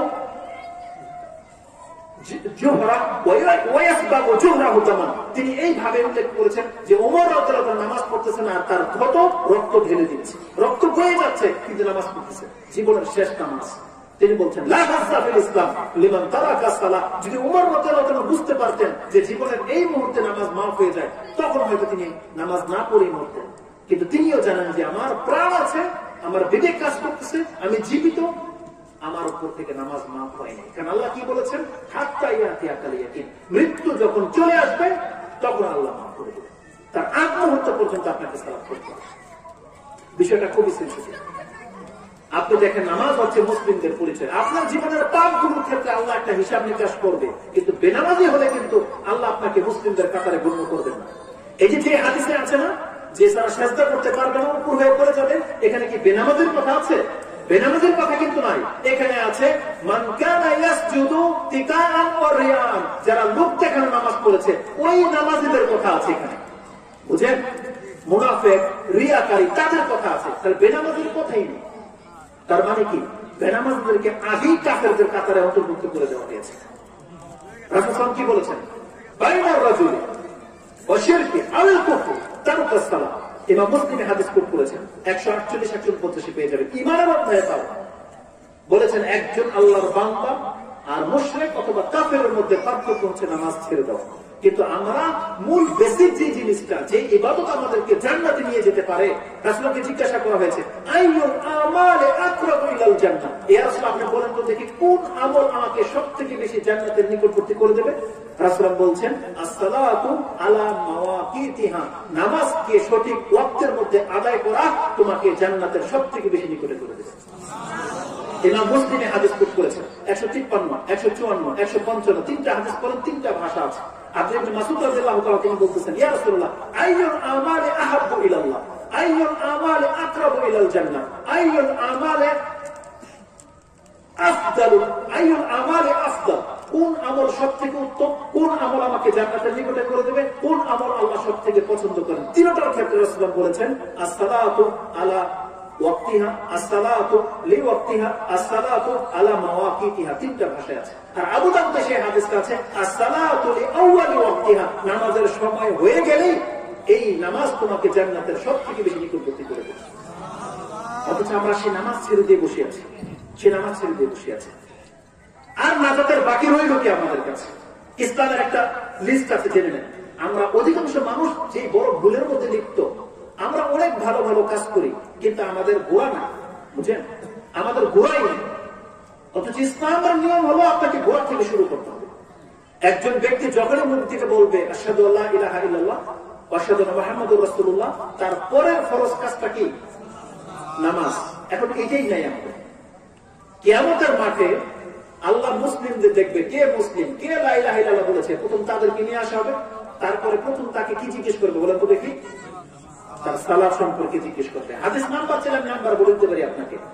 ইমাম তিরমিজি রাহিমাহুল্লাহ 413 পাবেন অথবা 431, 431, দুটো নাম্বার মিটিং করে নিয়েন। আর নাসাইতে হাদিসটি আপনি ভুল হবে না, 464, 465 দেখে নেন। তাতে কি আছে? আউয়ালা মা ইউহাসাবু বিহিল আবদু ইয়াউমাল কিয়ামাতি মিন আমালিহি আস-সালাহ। রাসূল বলছেন কিয়ামতের মাঠে একজন মুসলিম ব্যক্তির কাছ থেকে তার আমলের মাঝে সর্বপ্রথম যে হিসাবটা নেওয়া হবে সেটা হচ্ছে নামাজ। ইযা সালুহা ফাকাদ আফলাহা ওয়া আনজা। রাসূল বলছেন যদি তার নামাজ ঠিক থাকে সে নাজাত পেয়ে গেল, সে ফালাহ, মুক্তি পেয়ে গেল। ওয়া ইযা ফাসাদাত ফাকাদ খাবা ওয়া খাসির। যে ব্যক্তি নামাজকে নষ্ট করেছে সেই ব্যক্তি ধ্বংস হলো, ক্ষতিগ্রস্ত হলো। প্রথম হিসাব নামাজ। আর ওটাই আমাদের নাই। আপনার হজ কাজে আসবে না যদি আপনার নামাজ না থাকে। রমজান মাসের সিয়াম রেখে কোনো ফায়দা হবে না যদি আপনি নামাজ আদায় না করেন। আপনি যাকাত দিলেও কাজ হবে না, কারণ যাকাত হচ্ছে 2 নম্বরে, প্রথম হচ্ছে সালাত। যেই কোনো ইবাদতের ক্ষেত্রে নামাজকে আপনাকে প্রথমে আনতে হবে। আপনি নামাজ পড়লে মুসলিম, এখন মুসলিম হয়ে সিয়াম রাখলে কবুল হবে না? হবে না, বুঝছেন? সিয়াম কারা রাখবে? মুসলিমরা রাখবে। যাকাত কে দেবে? মুসলিম দেবে। হজ কে করবে? মুসলিমদের নয়। নামাজ পড়লে মুসলিম, না পড়লে মুসলিম না। তারপরেও কোনো কেটে যাবে, এমনি অটোমেটিকলি কেটে যাবে।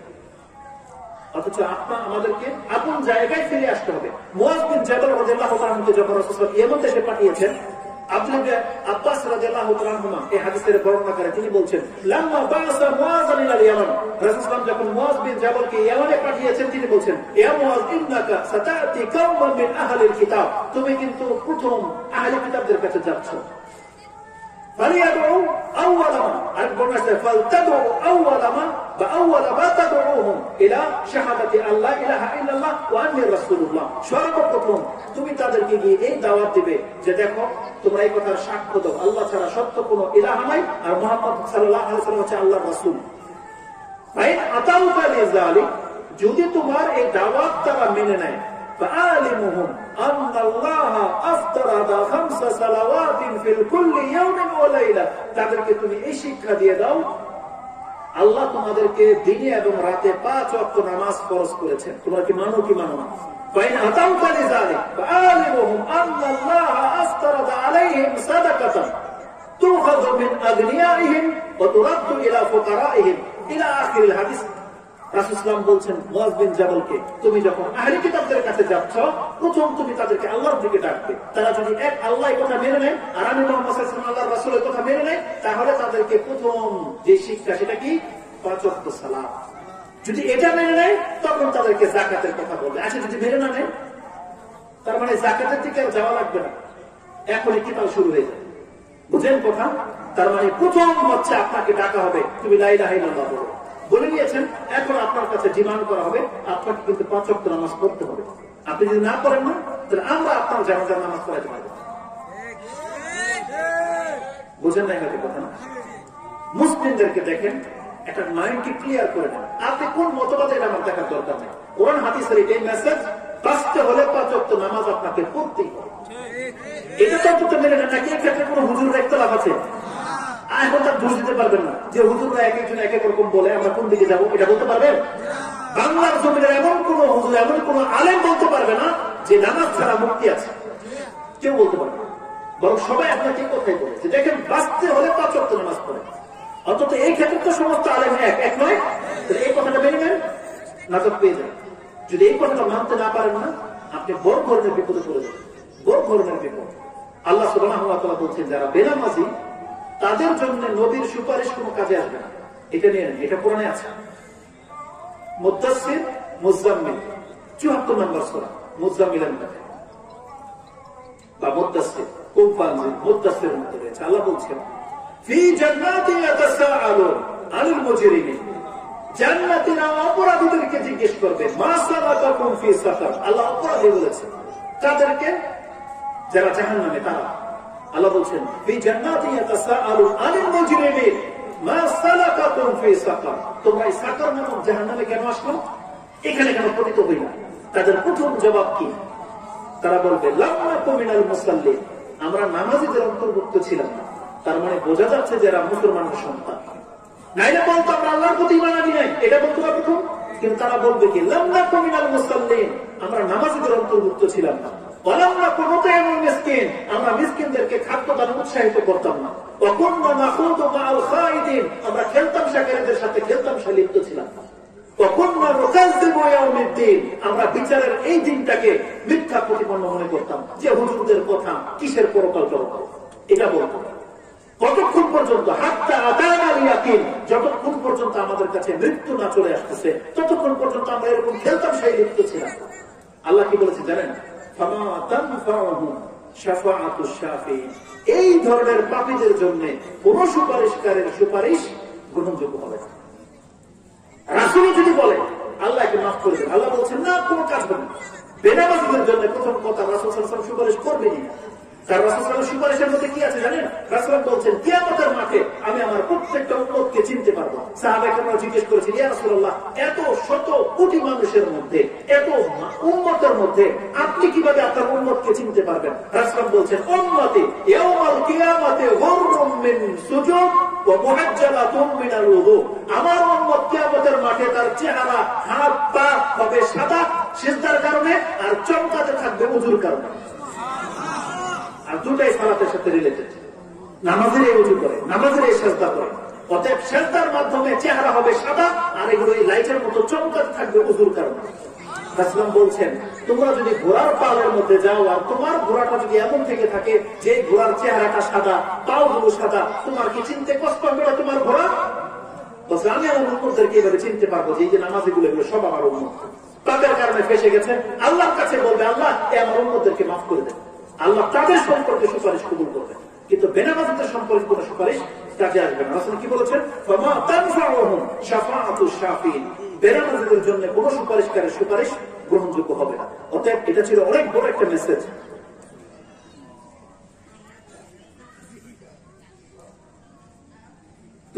বলা হয়েছে যে মুনাফিকদেরকে যে হাসরের মাঠ থেকে পৃথক করা হবে সেই দৃশ্যটা আরেকবার বর্ণনা করেন হাদিসের নাম্বার সহ। নিয়ে না হাদিস নাম্বার, এখন হাদিসের কিতাব আপনাকে আনতে হবে। হাদিস মুসলিমে 343 আছে, বার করে দেখি পান কিনা। বুখারীতে হাদিস 806 আছে। আমার কাছে তো অ্যাপস আছে, আপনারা কি অ্যাপস ব্যবহার করেন কিনা জানি না। জান আমি নাম্বার বের করবো আর ভাইকে পড়তে বলবো যাতে সত্যটা মিথ্যা উনি বলবেন ইনশাআল্লাহ। কত বলেছে নাম্বার আবার বলি? 343 বলিনি? বুখারীতে 806। আমি মুসলিমদেরকে দেখাই ঈমানের অধ্যায় 343। চমৎকার একটা হাদিস, সুবহানাল্লাহ। আপনার মাইন্ড সোজা হয়ে যাবে। আমি তো হাদিস তো মুখস্থ করতে পারি, যতটুকু মুখস্থ করেছি বলবো, মুখস্থ বলবো, হাতে ওনার হাতে দিয়ে নিয়ে আসবো।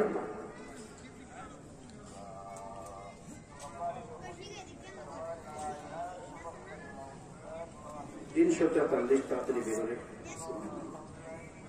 না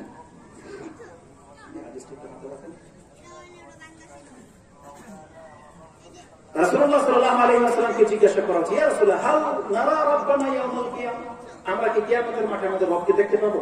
রাসূল বলেন, হাল তাদারুনা শামসা লাইসা দুনাহা সাহাব, আকাশে যখন মেঘ থাকে না, সেই চাঁদ সূর্য দেখতে কি তোমাদের কোনো কষ্ট হয়? বলছে, লা ইয়া রাসূলুল্লাহ। বলছে, হাল তাদারুনাল কামারা লাইসা দুনাহা সাহাব, কামারা লাইলাতুল বদরি লাইসা দুনাহা সাহাব, পূর্ণিমার চাঁদ যখন ওঠে আর আকাশ পরিষ্কার, সেই চাঁদ দেখতে কি তোমাদের কোনো কষ্ট হয়? বলছে, লা ইয়া রাসূলুল্লাহ। বলছে, ইন্নাকুম তারাউনাহু ইয়াওমাল কিয়ামাতি কাযালিক, একটা চাঁদ যেভাবে স্পষ্ট তোমরা দেখতে পাও, কিয়ামতের মাঠে আল্লাহ যেভাবে স্পষ্ট দেখতে পাও। এই হাদিসের পরে যেটা আছে, ফায়াতিহিমুল্লাহু ইয়াওমাল কিয়ামাহ, বিচারটা কিভাবে শুরু হবে? ফায়ামাতিল মুনাদি, প্রথম বলা হবে, মান কানা ইয়াবুদু শাইআন ফালিয়াত্তাবি, এই দুনিয়াতে যে যার ইবাদত করতে তার সাথে হয়ে যায়। ويتبع من كان يعبد الشمس شمسا ويتبع من كان يعبد القمر قمرا ويتبع من كان يعبد الطواغيت الطواغيت, এইভাবে আছে। যারা সূর্যের পূজারে ছিল সূর্যের দিকে হয়ে যাবে, চন্দ্রের পূজারে ছিল চন্দ্রের দিকে হয়ে যাবে, যারা তাগুতের পূজা করেছে তাগুতের দিকে হয়ে যাবে। তাগুত বলে দিয়ে যত রকমের ইবাদত পৃথিবীতে হয়েছে, বট গাছ, ইঁদুর, বাদর, পাথর, লিঙ্গ, সব দিকে চলে যাবে। তাগুত বলে দিয়ে আল্লাহ সবগুলোকে আলাদা করে দিয়েছে। অনেক লম্বা হাদিস। তারপরে আছে, ওয়ায়াতিহিমুল্লাহু ফি গায়রি সূরাতিল্লাতী ইয়ারিফুনা, আল্লাহ একটা ভিন্ন চেহারা নিয়ে তাদের কাছে আসবে, বলবে, আনা রাব্বুকুম, আমি তোমাদের রব। মুমিনরা বলবে, নাউযু বিল্লাহি মিনকা হাযা মাকানুনা, আপনার কাছ থেকে আমরা আল্লাহর নিকট আশ্রয় চাচ্ছি, আপনি আমাদের আল্লাহ নন, আপনি আমাদের মালিক নন, আল্লাহ যতক্ষণ পর্যন্ত না আসবে আমরা এই জায়গা থেকে সরব। বুখারী 806 নম্বরে যে ভাষাটা রয়েছে, হাল বাইনাকুম ওয়া বাইনাহু আয়াতুন তারিফুনাহু, তোমাদের আর তোমাদের রবের মাঝে কি এমন কোন নিদর্শন আছে যেটা দেখলে তোমরা চিনতে পারবে? তখন মুমিনরা বলবে, আচ্ছা হ্যাঁ, কোরআনে আল্লাহ সাকের কথা বলেছেন যে পায়ের বোঝা উন্মুক্ত করা হবে, ওটা দেখলে আমরা চিনতে পারবো। তখন ইমাম বুখারী বলেন, ফায়ুশাফু আনসা, তখন আল্লাহ পায়ের বোঝা উন্মুক্ত করে দিবেন। তখন মুমিনরা চিনতে পারবে যে এটা আমাদের প্রতিপালক। যখন তারা সেজদায় পড়ে যাবে, তার আগে রয়েছে যে ভাই ওই যে মুনাফিকদের কথা জানতে চেয়েছেন, ওই মুনাফিকদের কথা এখানে আছে, ওয়ায়াতিহিমুল্লাহু ফি গায়রি সূরাতিল্লাতী ইয়ারিফুনাহু, আল্লাহ ভিন্ন একটা আকৃতি নিয়ে আসবে, ওখানে মুনাফিকদেরকে পৃথক করে দেওয়া হবে। মুনাফিকরা ভাববে, কারণ দুনিয়া তো চালা, মাঝে মাঝে দেখেন টুপি করে না, বুঝেন না? আবার ইসলামের শত্রুতাও আলেমদের বিপক্ষের কথা বলে, দাড়ির বিপক্ষে বলে, কুরবানির বিপক্ষে বলে, কিন্তু মুসলমানদের সন্তান। কিয়ামতের মাঠে এরা ভাববে যে যখন ইনি বলতেছেন যে আমি আল্লাহ এত বড় বিশাল আকৃতির, মেনে নিলেই মনে হয় আমরা সাকসেস, আগে বলবে হ্যাঁ আমরা মেনে নিলাম, আল্লাহ বলবে আসো, এই তাদেরকে পুরো মাঠকে খালি করে দেওয়া। কারণ আল্লাহ সুবহানাহু ওয়া তাআলাকে কেবলমাত্র খালেস মুমিন বান্দারা দেখতে পাবে, যদি সে পাপী হয় তারপরে দেখতে পাবে। এই হাদিসে আছে, আপনি যদি পাপী হন না তারপর আপনি আল্লাহকে দেখতে পাবেন, যদি আপনি খালেস মুমিন বান্দা হতে পারেন, দেখতে পাবেন কিয়ামতের মাঠে আল্লাহকে। রাসূল বলছে, আরেকটা হাদিসের মধ্যে রাসূল এই কথা বলছে, ইয়ানান ইন্নাকুম তারাউনাহু ইয়ানান, তোমরা তোমাদের প্রতিপালককে দিব্য চক্ষে সচক্ষে দেখতে পাবে কিয়ামতের মাঠে।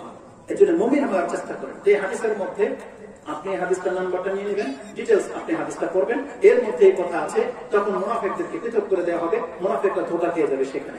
আর আরো ডিটেইলস জানতে চাইলে সূরা 66 নম্বর সূরার 8 নম্বর আয়াতে গিয়ে পেয়ে যাবে, যেখানে নূরের কথা আছে না, যে মুনাফিকদের কাছ থেকে নূর ছিনিয়ে নেওয়া হবে, তারা বলবে যে আমাদের জন্য একটু অপেক্ষা করো, একটু নূর নিয়ে নিই, ওই আয়াতের মধ্যে গিয়ে আপনি পেয়ে যাবেন। আল্লাহ সুবহানাহু ওয়া তাআলা ডিটেইলস এখানে বলেছেন। তো কথা হচ্ছে যে কিয়ামতের মাঠে খুব মারাত্মক সিচুয়েশন হবে। এই হাদিসের শেষ টুকরোটা আপনি নিয়ে নেন, নামাজ যে আপনাকে কিভাবে জাহান্নাম থেকে মুক্ত করবে, এই মেসেজটা এখান থেকে নিয়ে নেন। যখন বিচার কাজ শেষ হয়ে যাবে, জাহান্নামীদেরকে জাহান্নামে ফেলে দেওয়া হবে, জান্নাতীদেরকে জান্নাত দিয়ে দেওয়া হবে, একটা সময় আল্লাহর দয়া চলে আসবে যে আমার কিছু বান্দা তো জাহান্নামে পতিত হয়ে গেল পাপের কারণে। আল্লাহ সুবহানাহু ওয়া তাআলা চাইবে তাদেরকে দয়া করা হোক। আল্লাহ সুবহানাহু ওয়া তাআলা আমার আল মালায়েকা, ফেরেশতাদেরকে বলবে, ইউখরিজু মান কানা ইয়াবুদুল্লাহ, ওই বান্দাদেরকে বের করে নিয়ে আসা হোক যারা দুনিয়াতে ইবাদত করেছে, আর মুসলিমের বর্ণনায় আসছে মান ক্বালা লা ইলাহা ইল্লাল্লাহ, যারা লা ইলাহা ইল্লাল্লাহ বলেছিল আমার এই বান্দাদেরকে জাহান্নামের আগুন থেকে বের করে নিয়ে আসা হোক। শুধু লা ইলাহা ইল্লাল্লাহ, চিন্তা করা যায়? ওই যে হাদিস হুজুররা আপনাদেরকে শোনায় যে মান ক্বালা লা ইলাহা ইল্লাল্লাহ দাখালাল জান্নাহ, এই হাদিস এখন আপনার উপকারে আসবে। আপনারা কি লা ইলাহা ইল্লাল্লাহ বলেছেন? কিন্তু নামাজ তো পড়েন না। তাহলে নামাজ না পড়লে লা ইলাহা ইল্লাল্লাহ টিকবে না। কারণ হাদিস কি দেখেন, মুসলিমে আছে মান ক্বালা লা ইলাহা ইল্লাল্লাহ, আর বুখারীতে আছে কি আছে, মান কানা ইয়াবুদুল্লাহ, যে ব্যক্তি আল্লাহর ইবাদত করেছে তাদেরকে বের করে নিয়ে আসা। ফেরেশতারা বলবে কাইফা ইয়ারিফুনা, কি করে তাদেরকে চিনা যাবে? জাহান্নাম তো জ্বালিয়ে কয়লা করে ফেলেছে। কে লা ইলাহা ইল্লাল্লাহ বলেছে, কে বেনামাজে ছিল, কি করে চিনা যাবে? আল্লাহ সুবহানাহু ওয়া তাআলা বলতেছেন ইন্নাল্লাহা হারামা আলান নার আন তাকুলা ইবনে আদম মিন আসারিস সুজুদ। ফেরেশতারা তোমরা যাও, চিনতে পারবে আমার বান্দাদেরকে, কারণ আমি আল্লাহ জাহান্নামের আগুনের উপরে হারাম করে দিয়েছি, পুরো বডিটাও খেয়ে ফেলতে পারবে, কিন্তু আমার বান্দারা যারা সিজদা করেছিল সিজদার জায়গাগুলোকে খাওয়ার অধিকার আগুনকে দেওয়া হয়নি। রাসূল কি বলেছেন? এগুলো সব আলোকিত হয়ে যাবে, নূর হয়ে যাবে, আগুনের ক্ষমতা নাই নূরকে খাওয়া। এই জন্য আমাদের যে 7 অঙ্গের মাধ্যমে আমরা সিজদা করে থাকি এগুলো সব চমকাতে থাকবে। ফেরেশতারা দেখে চিনে ফেলবে এটা লা ইলাহা ইল্লাল্লাহ বলা ব্যক্তি, এটা নামাজ পড়েছে, একে উঠা। এই জন্য দেখেন আপনার নামাজটাকে পুঁজি করে নেন, এই নামাজই পারবে আল্লাহর দয়ায় শেষ মুহূর্তে আপনাকে জাহান্নাম থেকে উঠিয়ে নিয়ে আসবে। নামাজ বিহীন আপনি সেদিন ধরা খেয়ে যাবেন, আল্লাহর দয়ার অংশকে কি হবে না আপনি যদি আপনি সালাত না আদায় করেন। 5 ওয়াক্ত নামাজ পড়াটা কি বড় কঠিন কিছু? বড় কঠিন কিছু না। আপনি অন্তর থেকে শুধু ফিল করেন, আপনার পাপগুলো এক জায়গায় রাখেন, কিন্তু আপনি যদি আজকে 5 ওয়াক্ত নামাজ পড়ে থাকেন না, কালকে থেকে স্টাডি করেন, দেখবেন আপনার একটা ফিল হবে যে আলহামদুলিল্লাহ আমি মুসলিম, আলহামদুলিল্লাহ যে আমি মুসলিম, আল্লাহ আমার বিচার দেবেন, আর আমি আশা করি আল্লাহ আমার পাপগুলোকে ক্ষমা করে দেবেন। আপনার এটা ফিল হবে, আর আল্লাহ এটা ওয়াদা করেছেন বান্দা তুমি মুসলিম না হয়ে কিন্তু মরো না। বলেনি আল্লাহ সুবহানাহু ওয়া তাআলা কোরআনে কি বলেছেন? সূরা আলে ইমরান 3 নম্বর সূরা 102 নম্বর আয়াতে রয়েছে, যেটা প্রত্যেক খুতবায় রাসূল আমাদেরকে শোনাতেন। কি বলতেন? ইয়া আইয়ুহাল্লাযীনা আমানু তাকুল্লাহা হাক্কা তুকাতিহি ওয়া লা তামুতুন্না ইল্লা ওয়া আনতুম মুসলিমুন। দেখো তোমাদের মৃত্যু তো প্রত্যেকের হবে, অন্তত পক্ষে তুমি মুসলিম না হয়ে কিন্তু মরো না। আপনার নামের আগে যেন মুশরিক লেখা না থাকে, আপনার নামের আগে যেন মুনাফিক লেখা না হয়ে যায়, আপনার নামের আগে যেন কোনো নাস্তিক লেখা না হয়ে যায়, আপনার নামের আগে যেন মুসলিম শব্দটাই থাকে। আপনি শিরক করা থেকে নিজেকে বাঁচিয়ে রাখেন, আপনি সন্দেহ পতিত হওয়া থেকে আপনি নিজেকে বাঁচিয়ে রাখেন, ইসলাম ধর্ম নিয়ে মন্তব্য করা থেকে আপনি বেঁচে থাকেন, তাহলে আপনি যদি মুসলিম হয়ে মরতে পারেন, এটা আল্লাহর ওয়াদা যে তিনি তার মুসলিম বান্দাদেরকে ক্ষমা করবেন। এটা আল্লাহর ওয়াদা। আল্লাহ আমাদেরকে বুঝার তৌফিক দান করুন। রাসূল কি বলেছেন জানেন? আলা, তোমরা ভালো করে শুনে রাখো, লা ইয়াদখুলুল জান্নাহ ইল্লা নাফসুন মুসলিমাতুন, কোন মুসলিম ব্যক্তি ছাড়া জান্নাতে কেউ ঢুকতে পারবে না। এই কথা বলার পর রাসূল বলেছেন আল্লাহুম্মা হাল বাল্লাগতু, আল্লাহ আমি কি তোমার মেসেজটা আমার জাতির কাছে পৌঁছে দিয়েছি? আল্লাহুম্মা শাহাদ, আল্লাহ তুমি সাক্ষী থাকো আমি পুরো পৃথিবীবাসীর কাছে এই কথা বলে দিয়েছি যে মুসলিম ছাড়া কোনো ব্যক্তি জান্নাতে ঢুকতে পারবে না। অতএব আল্লাহ আমাদেরকে মুসলিমের ঘরে জন্ম দিয়েছেন, আমাদেরকে মুসলিম করে রেখেছেন, অতএব মরার আগ পর্যন্ত আপনার আমার দায়িত্ব হচ্ছে আমরা যেন মুসলিম থাকতে পারি, আমাদেরকে সেই প্রচেষ্টা করতে হবে।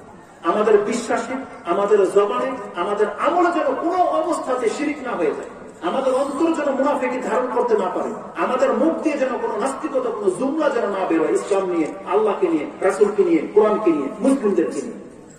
অন্তত পক্ষে এই কাজে যদি আপনি মরতে পারেন, তাহলে আপনার এই মুসলিমত্ব আপনাকে জান্নাত দেবে, এটার ওয়াদা রয়েছে। কারণ জান্নাতকে আল্লাহ মুসলিমদের জন্য প্রস্তুত করে রেখেছেন। এক বর্ণনায় যদি আল্লাহ মুত্তাকি বলেছেন, কিন্তু প্রত্যেকটা মুসলিম জান্নাতে যাওয়ার হক রাখে। শেখ যেতে চলে এসছে, আর আমরা আলহামদুলিল্লাহ যথেষ্ট কথা বলেছি।